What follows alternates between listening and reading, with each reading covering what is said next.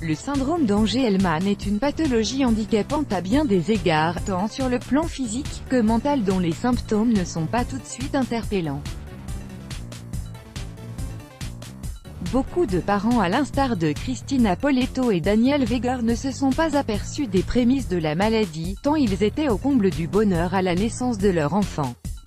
Ce n'est qu'au bout de quelques mois qu'ils découvriront à leur grande dame que l'état constamment rieur de leur bambin cachait une maladie qui allait changer le cours de leur vie.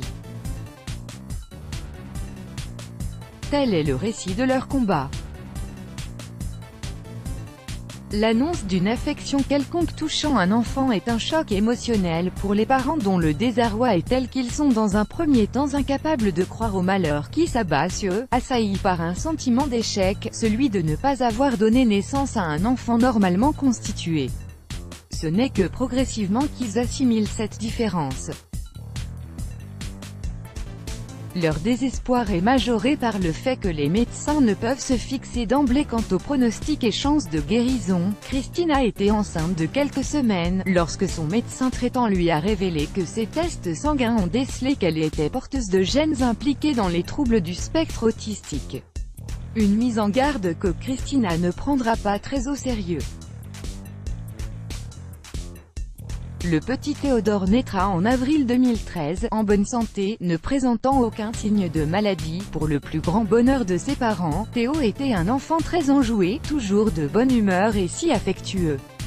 Mais cette apparence sérieuse masquait en réalité une maladie rare liée au retard psychomoteur et dont Christina Poletto et Daniel Weger ignoraient l'existence. Pour eux, leur enfant était un enfant comme les autres, si ce n'est un peu plus sociable. Image, ce n'est qu'au bout de quelques mois que les parents de Théo ont eu leurs premiers soupçons, remarquant qu'il avait du mal à garder son équilibre et s'exprimait difficilement. Mais ils ne s'inquiétaient pas pour autant, pensant qu'il ne s'agissait là que d'un léger retard de croissance. Un retard que Théo ne comblait pas. Il présentait des signes d'hyperactivité, faisait ce qui semblait être des crises d'épilepsie, avait des mouvements saccadés et balbutiait à peine. Devant l'incapacité des médecins à déterminer ce dont souffrait Théo, les parents ont décidé de mener leurs propres recherches sur la toile, jusqu'à ce qu'ils tombent sur des informations évoquant les enfants rieurs.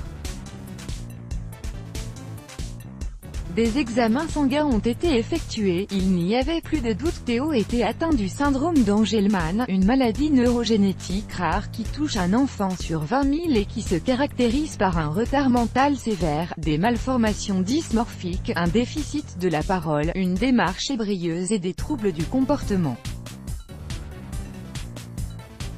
En effet, les enfants angelmaniens comme Théo sont très joyeux et rient de manière incontrôlée, ce qui donne l'impression qu'ils sont les enfants les plus heureux sur Terre, tant ils débordent d'affection et affichent toujours un grand sourire.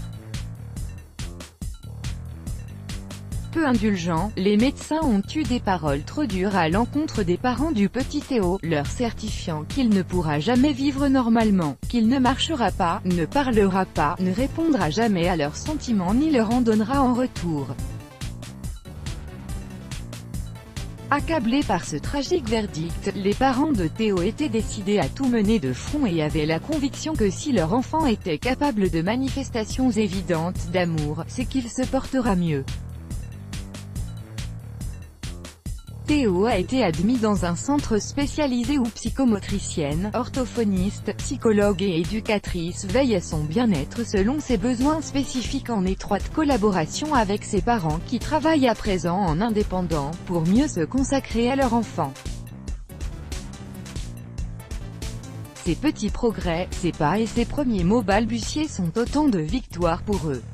Le voir s'épanouir est leur plus belle revanche. Let's block ADS, why?